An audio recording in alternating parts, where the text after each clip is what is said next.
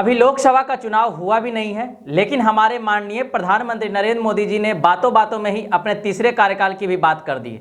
अब ये कैसे जान रहे हैं कि हम तीसरे कार्यकाल में हम ही प्रधानमंत्री बनेंगे? वैसे ये सब तो जनता तय करती है कि हमारा अगला प्रधानमंत्री कौन होगा। वैसे इस वीडियो में हम अगला प्रधानमंत्री कौन होगा या फिर कोई राजनीतिक मुद्दे पर बात करने नहीं आए हैं। हम यहाँ बात करेंगे भारत का तीसरा सबसे बड़ा अर्थव्यवस्था बनने वाली बात पर। जी हां, प्रधानमंत्री नरेंद्र मोदी ने एक भाषण के दौरान कहा कि हम अपने तीसरे कार्यकाल में भारत को तीसरी सबसे बड़ी अर्थव्यवस्था बनाएंगे। सारी चीजें बताऊंगा। उससे पहले नमस्कार, मैं अंशु कुमार प्राइम लाइव में आपका स्वागत करता हूं। पहले नरेंद्र मोदी जी ने क्या कहा, ये सुनिए। मैं देश को यह भी विश्वास दिलाऊंगा कि तीसरे टर्म में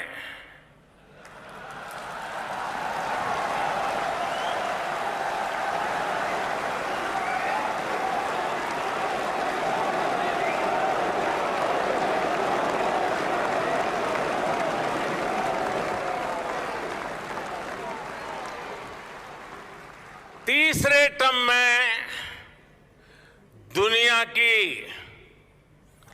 पहली 3 इकोनॉमीज में एक नाम भारत का होगा।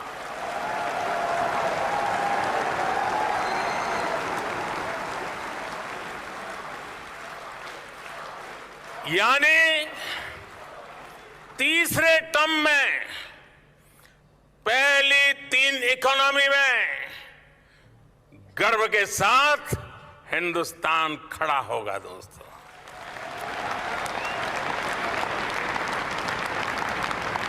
थर्ड टर्म टॉप 3 इकोनॉमी पे पहुंच के रहेगा भारत,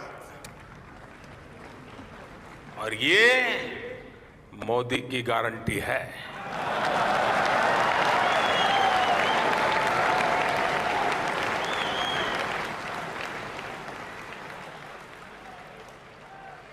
मैं देशवासियों को यह भी विश्वास दिलाऊंगा कि 2024 के बाद हमारे तीसरे टर्म में देश की विकास यात्रा और तेजी से बढ़ेगी।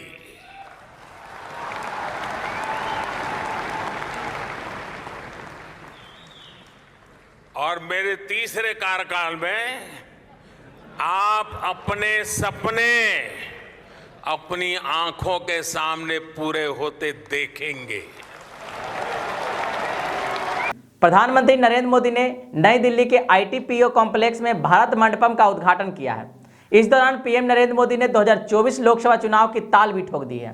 पीएम नरेंद्र मोदी ने कहा कि वह गारंटी देते हैं कि उनके तीसरे कार्यकाल में भारत नंबर 3 की अर्थव्यवस्था होगी। पीएम नरेंद्र मोदी ने उद्घाटन के बाद अपने संबोधन में कहा, हमारे पहले अवधि में भारत वैश्विक अर्थव्यवस्था में 10वें स्थान पर था। हमारी दूसरी अवधि में भारत वैश्विक अवस्था में 5वें स्थान पर आया। मैं ट्रैक रिकॉर्ड के आधार पर कह रहा हूं कि हमारे तीसरे में भारत वैश्विक अर्थव्यवस्था के तीसरे स्थान पर होगा। तीसरे कार्यकाल में टॉप 3 इकोनॉमी में भारत पहुंचकर रहेगा, और ये मोदी की गारंटी है। मैं देशवासियों को यह भी विश्वास दिलाऊंगा कि हमारे तीसरे कार्यकाल में देश की विकास यात्रा और भी तेजी से बढ़ेगी। आपने देखा कि नरेंद्र मोदी ने कैसे अपने आप को तीसरे कार्यकाल में भी देखना चाहते हैं। इसमें कोई दो राय नहीं है कि हमारा देश आपके कार्यकाल में 10वें नंबर से 5वें नंबर पर आ गया, जबकि इस सेशन में कोविड-19 और रूस यूक्रेन युद्ध जैसे त्रासदी भी देखने को मिला था।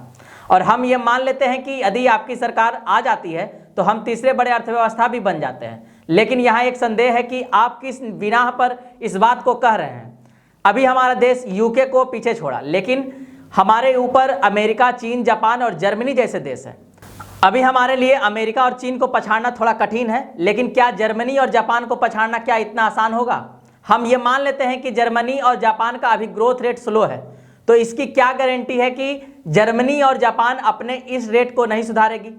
अब आप ये कहेंगे कि जैसे हमने यूके को पछाड़ा उसी तरह से जर्मनी और जापान को पछाड़ेंगे, लेकिन यहाँ देखने वाली बात यह है कि यूके की ग्रोथ रेट बड़ी सालों से ही स्थिर थी, जिसके कारण हम यूके सहित अन्य देश को पछाड़ने में सफल हुए। अब ये सवाल उठता है कि आने वाली सरकार किसी भी की हो, हम मान लेते हैं कि हम तीसरी सबसे बड़ी अर्थव्यवस्था बन गए, तो क्या आम आदमी की गरीबी खत्म हो जाएगी? देश की अर्थव्यवस्था बड़ी होने से क्या लोगों का इनकम बड़ी होगी? क्योंकि अभी पर कैपिटा इनकम के हिसाब से देखें तो हमारा देश अभी बहुत पिछड़ा हुआ है। शायद ये आंकड़ा देखा जाए तो 128वें नंबर पर आती है।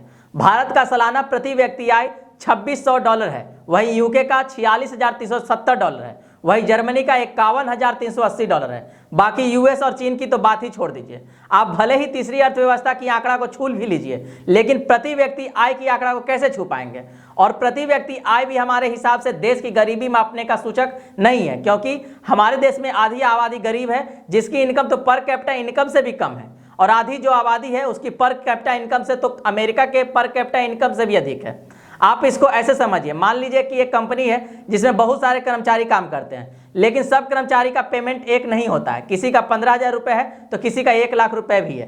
तो इस हिसाब से अगर कंपनी का टर्नओवर अगर 5 करोड़ का है तो इसका मतलब ये नहीं कि सभी कोई को उसमें 5 करोड़ का हिस्सा बटेगा, लेकिन एवरेज अगर सबका निकलेगा तो कम ही होगा। इसलिए मेरा कहना है कि हम केवल ऊपर वाले का विकास नहीं करें, बल्कि जिसका इनकम कम है उसका विकास करने पर जोर डालें, तभी सही मायने में देश का विकास हो सकेगा।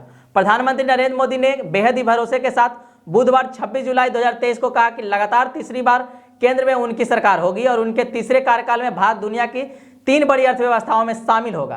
प्रधानमंत्री ने कहा कि ये मोदी की गारंटी है। प्रधानमंत्री के इस बयान पर पी चिदम्बरम ने ट्वीट करते हुए कहा कि भारत आज दुनिया की 5वीं बड़ी अर्थव्यवस्था में शामिल है, जिस पर हमें गर्व है। उन्होंने कहा कि प्रति व्यक्ति आय के मामले में दुनिया के देशों में भारत का स्थान 128वां है। यह हमें विनम्रता के साथ तेजी से साथ विकास करने के लिए दृढ़ निश्चय के लिए प्रेरित करता है। पी चिदम्बरम ने कहा कि एक दिन भारत दुनिया के 3 बड़ी अर्थव्यवस्थाओं में शामिल होगा, लेकिन हमारा लक्ष्य प्रति व्यक्ति आय बढ़ाने के साथ टॉप 10 देशों में शामिल होने पर होना चाहिए। उन्होंने कहा कि हमें प्रति व्यक्ति आय की बात करनी चाहिए, क्योंकि समृद्धि का मापने का यही एक सही तरीका है।